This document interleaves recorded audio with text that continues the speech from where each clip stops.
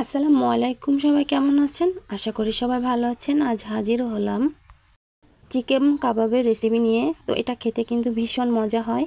তো এখানে চিকেন কাবাবের জন্য আমি কিছুটা মাংস নিয়েছি, গরুর মাংস। এখানে আমি 1 পিস লেবু রস দিয়ে নিচ্ছি। এখানে এবার পরিমাণ মতো লবণটা দিচ্ছি, পরিমাণ মতো ঝালের গুঁড়া, আপনারা যে যেমন খাবেন তেমনটাই দিবেন।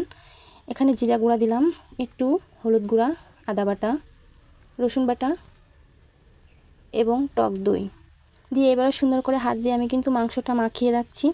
তো আমরা যদি একটা জিনিস মন দিয়ে দেখে শিখে রাখি তাহলে কিন্তু পরবর্তীতে আমরা কিন্তু ঝটপট সে রেসিপিটা করতে পারি। তো এখানে কিন্তু একটু সয়াবিন তেলও দিয়ে নিলাম, দিয়ে আবারও মেখে এটা আমি 1 ঘন্টা রেখে দিব। আপনাদের হাতে সময় থাকলে আপনারা 2 ঘন্টাও রাখতে পারেন, তাতে হবে আমাদের মাংসটা সফট হবে, তাড়াতাড়ি সেদ্ধ হবে, খেতে অন্যরকম একটা স্বাদ হবে। তো এখানে কিন্তু আমি একটা সিক নিয়েছি, সিকের ভিতরে কিন্তু এবার মাংসটা আমি গেঁথে নিচ্ছি।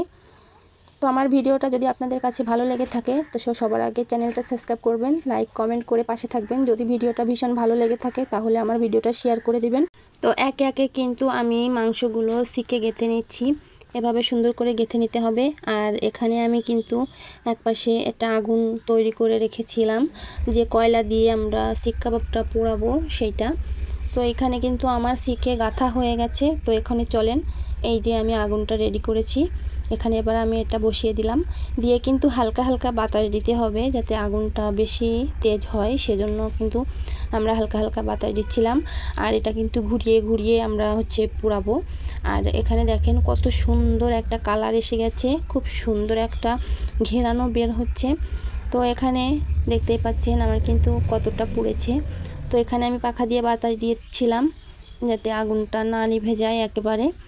তো এভাবে কিন্তু আস্তে আস্তে আমরা বাসায় তৈরি করে নিতে পারি শিক কাবাব। এই দেখেন এখানে আমি আমার বিরাস ছিল না, তার জন্য আমি একটা কলা পাতার ডেগো কেটে এনেছিলাম, সেটা দিয়ে কিন্তু একটু একটু করে তেল মাখিয়ে দিচ্ছি মাংসে, যাতে পোড়াটা ভালো হয়, তেলটা ভালোভাবে লাগে, সেজন্য এভাবে দিতে হবে। তো আমরাও কিন্তু চাইলে হোটেলের মতো বাড়িতেই শিক কাবাব রেডি করে খেতে পারি। তো গাইস, আমার ভিডিওটা আপনাদের কাছে কেমন লাগলো সবাই একটু কমেন্টে জানাবেন। তো বাচ্চারা তো বায়না করবেই, আম্মু আমাকে এটা বানায় দাও, আম্মু আমাকে ওটা বানায় দাও। তো যদি জানা থাকে, শেখা থাকে, তো চট করে কিন্তু অল্প কিছু জিনিস দিয়েও কিন্তু আমরা ঘরোয়াভাবে ওদেরকে মজার মজার খাবার বানিয়ে দিতে পারি। তো আপনারাই চাইলে এটাও বাসায় রেডি করে দিতে পারবেন আপনাদের বাচ্চাদের। তো গাইস দেখেন এখানে আমাদের শিক কাবাবটা কিন্তু রেডি হয়ে গেছে খাওয়ার জন্য, খুব সুন্দর। এটা কিন্তু আমার 1 ঘন্টা থেকে 1.5 ঘন্টা টাইম লাগছে পোড়াতে। তো এই যে রেডি আমার শিক কাবাব। তো গাইস, কেমন লাগলো ভিডিওটা সবাই একটু কমেন্টে জানাবেন। আর সবাই বাসায় ট্রাই করে দেখবেন, এটা খেতে কিন্তু ভীষণ মজা হয়। তো সবাই ভালো থাকবেন, সুস্থ থাকবেন, আল্লাহ হাফেজ।